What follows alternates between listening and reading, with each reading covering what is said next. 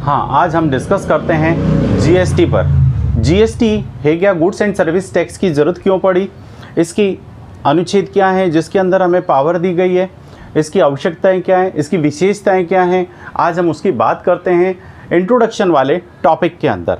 आज हम बात कर रहे हैं सिर्फ जीएसटी का इंट्रोडक्शन कि हमारे देश में कब से लागू हुआ। तो हमारे देश में 2017 के अंदर ये अप्लाई हुआ, 1 जुलाई 2017 से हमारे देश के अंदर ये लागू हुआ। आवश्यकता क्यों पड़ी अभी हम बात करेंगे।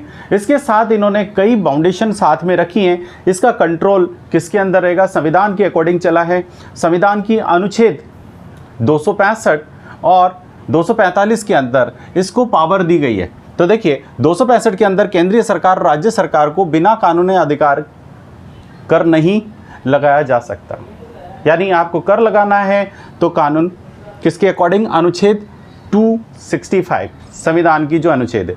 245 कह रहा है कि स्टेट गवर्नमेंट और सेंट्रल गवर्नमेंट जो टैक्स कलेक्ट कर रही है उसमें बनाने और शुल्क लगाने का अधिकार दिया गया है कानून के अंतर्गत। आते हैं हम, हमारे पास इसकी ज़रूरत क्यों पड़ी, आवश्यकता क्यों है इसकी, हमारे देश में इसकी ज़रूरत क्यों पड़ी। क्योंकि हमारे यहाँ पहले क्या चलता था, आरएसटी और सीएसटी, ठीक है। आरएसटी सीएसटी वेट आपने देखा होगा पहले जो चला करता था, किस किस तरह से टैक्स लगते थे, टैक्स पे टैक्स लगता था, बहुत सारी प्रॉब्लम आती थी हमारे, वो हमने लास्ट वीडियो में देख चुके हैं। हम आज उस पर डिस्कस कर रहे हैं विशेषताएं और आवश्यकताएं। तो पहला, कर पे कर लगाना। हमारे देश में पहले टैक्स के ऊपर टैक्स लगता था, किस तरह से, जो हमने इससे फर्स्ट वीडियो में देख लिया था।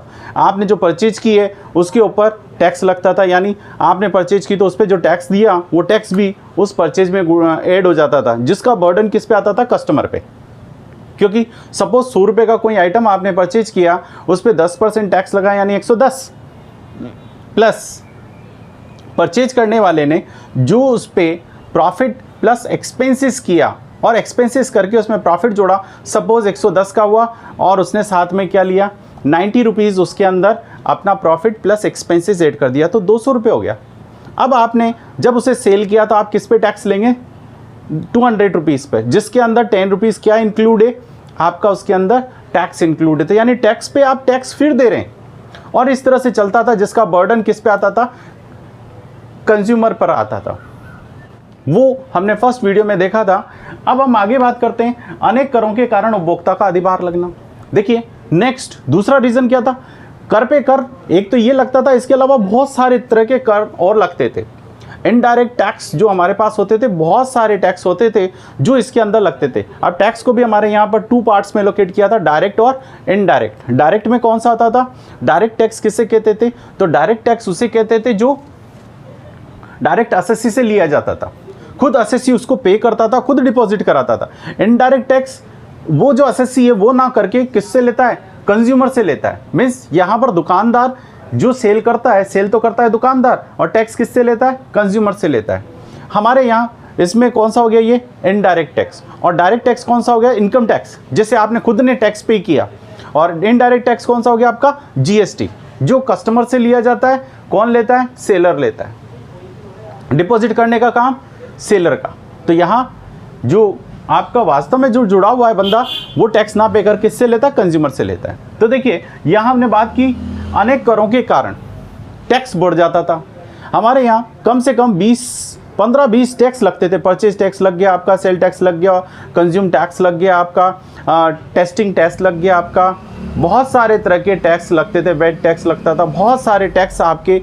उन टैक्सों को अगर जोड़ा जाए तो उसकी वजह से सारा भार किस पे पड़ता था, कंज्यूमर पर, और वो कॉस्ट बढ़ती चली जाती थी। उन सब टैक्स को गवर्नमेंट ने ख़त्म करके उसकी जगह एक नए टैक्स की रिक्वायरमेंट हुई कि इतना टैक्स बार बार होता रहेगा, तो उससे क्या होता था, सारा बर्डन किस पे होता था, कंज्यूमर पे, जिससे हम दूसरों के सामने कंपटीशन में नहीं रुक पाते थे, इंटरनेशनल मार्केट में हम टिक नहीं पाते थे। तो उसको ख़त्म करने के लिए इसे बनाया गया। नेक्स्ट, विभिन्न राज्य सरकारों के राजस्व हित में टकराव। पहले क्या होती थी, बात होती थी कि कौन कौन इसको यूज़ करे, या इसका जो टैक्स आएगा उसको कलेक्ट करने का काम कौन करेगा, इसका टैक्स किसके पास जाना चाहिए। तो पहले जो हुआ करता था उसमें ये प्रॉब्लम आती थी कि प्रोडक्शन करने वाला स्टेट उसका टैक्स कलेक्ट कर लिया करता था, बट उससे सबसे ज़्यादा नुकसान होता था किसको? कंज्यूम करने वाले स्टेट को। कंज्यूम करने वाला स्टेट इसको शो नहीं कर पाता था कि किस तरह से उसके पास इनकम आए, क्योंकि उसके पास तो कोई सोर्स ही नहीं है। जब वो प्रोडक्शन कर नहीं सकता, वहाँ पर व्यक्ति रहते हैं कंजम्पशन कर रहे हैं, तो वो अपने स्टेट का डेवलप कैसे करेगा? जैसे हम बात कर लें पहाड़ी इलाके, ठीक है, हिल स्टेशन जितने भी हैं, अब वहाँ पर क्या होता है? प्रोडक्शन तो होता ही नहीं है। तो ऐसी कंडीशन में वहाँ इन मटेरियल का कंजम्पशन होता है, यहाँ से परचेज करते हैं, तो उससे उस गवर्नमेंट को टैक्स नहीं मिल पाता था, जिससे वो पिछड़ जाते थे। ये प्रॉब्लम खत्म करने के लिए भी इसकी आवश्यकता हुई हमारे पास। नेक्स्ट है हमारे पास प्रशासनिक व्ययों की अधिक होना। देखिए, पहले जो टैक्स आते थे 15 से 20 तरह के टैक्स अलग अलग हुआ करते थे। उन टैक्सों के कलेक्ट करने के लिए अलग अलग स्टाफ, अलग अलग बिल्डिंग, अलग अलग ऑफिसर आपके पास होते थे, और उनके कन्वेंस के एक्सपेंसेस, आपके ऑफिस एक्सपेंसेस, इन सब का बर्डन इतना हो जाता था कि वो हमारे लिए एक तरह से कॉस्ट को बढ़ाने का काम करता था। यानी जो कलेक्शन आपके पास होता था उससे ज़्यादा तो उस पर खर्चा होने लग जाता था, तो उससे हमारी जो इनकम आती थी वो खत्म हो गई। तो गवर्नमेंट ने इन सब को ख़त्म करने के लिए एक नया टैक्स की ज़रूरत पड़ी, जिसे जीएसटी के अंदर दिया कि सिंगल टाइम, वन टाइम्स आप पे टैक्स लगेगा, एक ही टैक्स आपसे वसूल किया जाएगा, बार बार आप पे टैक्स नहीं लगेगा। नेक्स्ट, कर चोरी और काले धन में कोई कमी ना होना।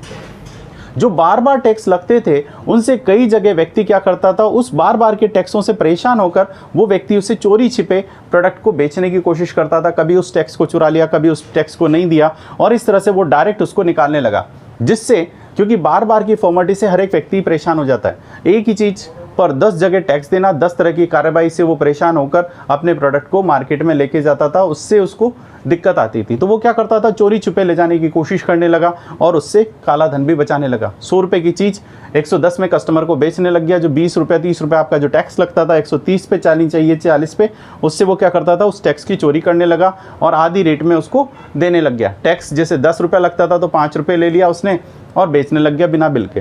तो इस तरह से टैक्स की चोरी होती थी। उसको ख़त्म करने के लिए हमें बार बार टैक्स से बचने के लिए, क्योंकि सिंगल टाइम लगेगा तो हर कोई इसको देने को तैयार हो जाता है और शामिल हो जाता है उसमें। नेक्स्ट हमारे पास एक और आता है, राष्ट्रीय और अंतर्राष्ट्रीय बाजार में प्रतिस्पर्धा का सामना करना। जैसा मैंने आपको पहले भी बताया कि बार बार जो आपका टैक्स लगता था उससे कॉस्ट बढ़ती चली जाती थी, और टैक्स पे टैक्स लगना प्लस बहुत सारे तरह के टैक्स जो हमारे देश में लगते थे, उससे जो प्रोडक्शन या जो प्रोडक्ट होता था उसकी कॉस्ट इतनी हो जाती थी कि दूसरे मार्केट में, विदेशी मार्केट में टिकना मुश्किल हो जाता था। तो उसको टिकने के लिए हमारा प्रोडक्ट विदेश में कैसे टिके, अगर कम कॉस्ट का होगा, अच्छी क्वालिटी होगी तभी टिकेगी। आपकी क्वालिटी तो अच्छी है बट कॉस्ट दूसरे देशों की टैक्स से, ये जो प्रोडक्ट की कॉस्ट होती थी उससे ज़्यादा होती थी, तो इस तरह से वो रुक नहीं पाता था। तो उसको रुकने के लिए हमारे पास आवश्यकता हुई किसकी, जीएसटी की, कि सिंगल टाइम टैक्स लगे, बार बार टैक्स ना लगे, इसका बर्डन भी बार बार ना आए। अब बात आती है इसकी क्या क्या विशेषताएं। जब जीएसटी अप्लाई किया गया तो जीएसटी की क्या क्या विशेषताएं हैं जिसकी वजह से हमारे देश में जीएसटी अप्लाई किया। तो आइए हम इसकी विशेषताओं की बात करते हैं। देखिए क्या क्या विशेषताएं। पहला, अप्रत्यक्ष कर। ये कौन सा है, इनडायरेक्ट टैक्स है। इनडायरेक्ट टैक्स जैसा मैंने पहले भी बताया था, किससे लिया जाता है, कंज्यूमर से, कस्टमर से, लास्ट कंज्यूमर से, उपभोक्ता से लिया जाता है। जो इसको उपभोग करने वाला रहता है उस व्यक्ति से लिया जाता है। इसलिए ये कौन सा टैक्स होता है, अप्रत्यक्ष कर, यानी बेचने वाले से ना लेकर किससे, कंज्यूम करने वाले से लिया जाता है। सेकंड, ये सभी सेवाओं और करों पर लगाया जाता है। किस किस पे, तो यहाँ इसने दिया है किसी भी तरह की आपकी सर्विस, किसी भी तरह का गुड्स हो। पहले अलग अलग हुआ करता था, यहाँ सारी किस में आ गई, जीएसटी में आ गया। अब सर्विस भी इसमें इंक्लूड कर दी हैं, गुड्स भी इसमें इंक्लूड कर दिए, बट कुछ चीज़ें इसमें छोड़ दी गई हैं, हटा दी गई हैं। जैसे शराब, हम बात कर ले पेट्रोलियम पदार्थ और आपका शराब, इन दो चीज़ों को छोड़ सकते हैं। इनको स्टेट के पास रख रखा अभी फ़िलहाल, इसमें जीएसटी के अंदर इसको इंक्लूड नहीं किया, बट टाइम आने पर इसको इंक्लूड कर लिया जाएगा। नेक्स्ट है मूल्य संवर्धन पर लगाया जाने वाला ये जो टैक्स लगता है, ये सिर्फ किस पे लगता है, टैक्स पर टैक्स इंक्लूड नहीं होता। यहाँ किस पे लगता है, जो आपकी वैल्यू बढ़ी है उस पे। सपोज आपने 100 रुपीज़ का कोई मटेरियल परचेज किया, इस पे 10% टैक्स है, तो ये 10% टैक्स इसमें नहीं जुड़ता, सिर्फ 100 प्लस आपका एक्सपेंसेस कितना हुआ, 60 रुपीज़, आपका प्रॉफिट आपने जोड़ दिया, इसमें कितना हुआ 30 रुपीज़, तो टोटल 190, जबकि इसको ऐड करने पर पहले 200 होता था, अब कितना होगा 190। तो यहाँ पर इस 190 पर 10% लगेगा, तो 190 पर 10% कितना हुआ 19 रुपीज़। तो यहाँ पर देखिए एडिशनल कितना है, सिर्फ 9 रुपीज़ आपको डिपॉजिट कराना है। 10 तो आपने डिपॉजिट करा दिया और 9 रुपीज़ जो डिफरेंस अमाउंट है इस पे टैक्स लगेगा। तो इसीलिए ये कहा, ये जो वैल्यू बढ़ी है कितने रुपए बढ़ी 90 रुपीज़, इस 90 रुपीज़ पे जो टैक्स आया 10% वही लगेगा। तो यहाँ वर्ड बोला हमने किस पे लगता है, सिर्फ मूल्य संवर्धन पर, जो वैल्यू बढ़ी है उस पे लगाया जाएगा। तो 90 रुपीज़ जो एडिशनल वैल्यू आई है इस पे चार्ज किया जाएगा। नेक्स्ट है हमारे पास गंतव्य आधारित उपभोग। पहले ये सबसे बड़ी प्रॉब्लम होती थी कि ऐसे स्टेट जो प्रोडक्शन करते थे वही सबसे ज़्यादा टैक्स कलेक्ट करते थे और वही डेवलप होते रहते थे। यहाँ पर सबसे बड़ी प्रॉब्लम हो जाती थी कि जो प्रोडक्शन नहीं करता उस स्टेट को क्या टैक्स नहीं मिलेगा, सेंट्रल पे आधारित रहेगा। तो यहाँ पर उनके लिए अब नया रूल बनाया जिसके अंदर दिया कि गंतव्य आधारित मीन्स उपभोग करने वाला जिस स्टेट में इसका लास्ट कंजम्पशन होगा, जहाँ पर इसको कंज्यूम किया जाएगा, वही स्टेट इसका टैक्स कलेक्ट करेगा, जिससे वो जो हिली एरिया हैं या जहाँ प्रोडक्शन नहीं होता उन स्टेट को भी टैक्स मिलने लग गया और वो भी डेवलप होने लगे। नेक्स्ट दोहरा जीएसटी मॉडल है। यहाँ पर दो तरह के जीएसटी, यानी आपका अगर 18% लगना है तो 18% जो टैक्स लगेगा इसको 2 पार्ट्स में एलोकेट किया, CGST and SGST, central goods and service tax and state goods and service tax 9% and 9%। Dual tax, dual model जो यूज़ किया है, ड्यूल जीएसटी मॉडल है हमारे यहाँ पर 2 पार्ट्स में से एलोकेट किया जाता है। सेंट्रल गवर्नमेंट कलेक्ट करने का काम करती है, स्टेट गवर्नमेंट के हिस्से में ये जाती है। नेक्स्ट है हमारे पास अनेक अप्रत्यक्ष करों के स्थान पर एक कर लगना।